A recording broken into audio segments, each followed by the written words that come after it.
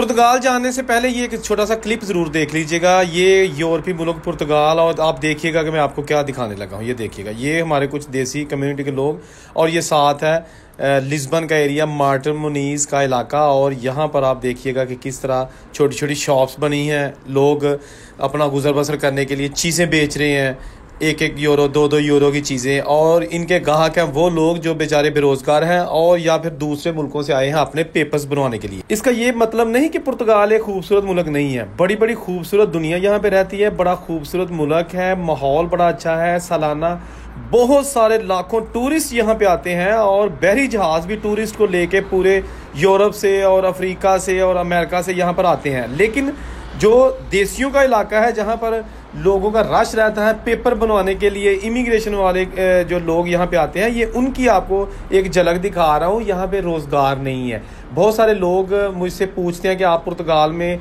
चक्कर लगा के आए हैं तो वहाँ के हालात क्या हैं। मैंने कहा कि अगर मैं बताऊँगा तो आपको शायद यकीन नहीं आएगा, मैं आपको दिखा देता हूँ। अब देखें ना, ये भी पुर्तगाल का ही इलाका है, जहाँ पर बहुत सारे रेस्टोरेंट्स हैं, बड़ी बड़ी खूबसूरत ट्रैम्स हैं पुराने ज़माने की, जो अभी आज भी असली हालत में चल रही हैं और बड़ी खूबसूरत लगती हैं। इसलिए हर जगह अच्छी चीज़ें भी होती हैं और कुछ नेगेटिव चीज़ें भी होती हैं। पुर्तगाल एक ऐसा मुल्क है कि यूरोप का ऐसा मुल्क है कि जो आपको पेपर दे देता है, ठीक है ना। अगर आप उनकी रिक्वायरमेंट्स पूरी करते हैं, वहाँ पे रहते हैं, वहाँ पे टैक्स देते हैं, जो कि माहाना 280 या 300 यूरो हर महीने आपने गवर्नमेंट को देना है। उसके तकरीबन फिर उसके बाद 2 साल बाद आपको जो है ना पेपर पहला जो है ना वो मिल जाता है। पासपोर्ट नहीं मिलता, पेपर मिल जाता है। उसके बाद फर्दर प्रोसेस फिर होता है, फिर आपने 3 साल का कार्ड लेना होता है।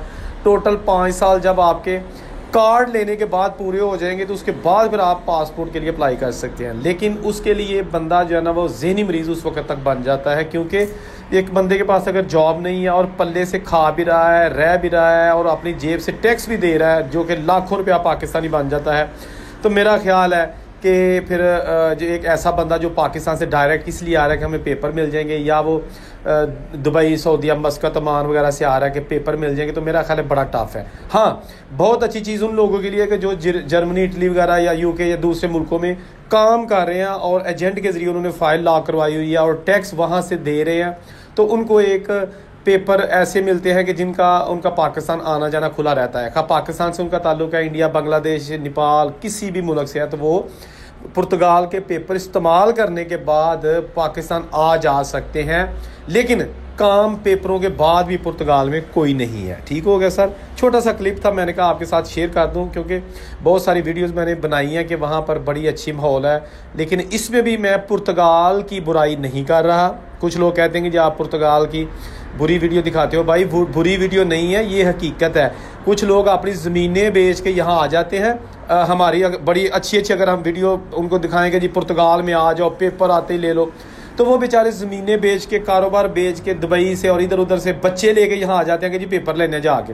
लेकिन जब यहाँ देखते हैं वो कहते हैं वो हो बड़ा धोखा हो गया साढ़े नाल, सानू तो यूट्यूबरां ने दसिया सी कि उत्थे जनाब पेपर मिल जाते हैं, आओ तो ये तो वो, इत्थे तो काम ही हो रहे। तो इसलिए मैं तस्वीर का दूसरा रुख भी दिखाता हूँ। मर्जी अपनी करें, 1000 दफ़ाएँ मेरे पल्ले से आपने नहीं आना, मेरे हिस्से के पेपर आपने नहीं लेने। मैं पुर्तगाल के पेपर लेने नहीं गया था, मैं वहाँ पर विज़िट करने गया था, क्योंकि मुझे किसी के पेपरों की ज़रूरत नहीं है। मेरे पास ऑलरेडी अल्लाह का दिया सब कुछ है। मैं सिर्फ पूरी दुनिया विज़िट करता हूँ। इस चैनल पर और भी बहुत सारी अच्छी अच्छी वीडियोज़ हैं पूरी दुनिया से। चैनल को एक बार ज़रूर देख लीजिएगा। वीडियो अच्छी लगे तो इसको लाइक और शेयर करना मत भूलिएगा। अल्लाह हाफिज़।